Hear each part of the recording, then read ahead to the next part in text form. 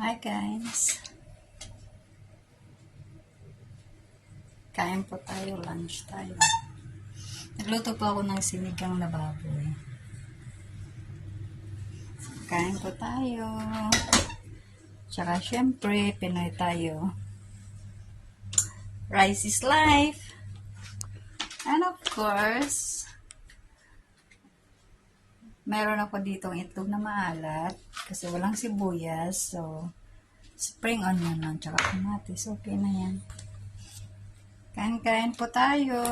Lunchtime, it's 12:54 na po ng tanghali. So, wala na po dito mga amo ko. Before sila umalis, naluluto na ako. Kasi sinabihan ako ng lola ko na pwede daw ako kumuha ng ulam. So, kinuha ko yung baboy. Kasi na-miss ko kumain ng sinigang. Nakabili din naman ako nakaraan ng sinigang mix doon sa Pinoy store po.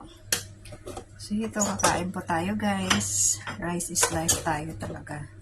Every Saturday, gusto ko talaga kumain ng kanin. Kahit hindi pa Saturday. Pero pag night time, hindi na. Every lunch time lang. Pero pag night time, so hindi na.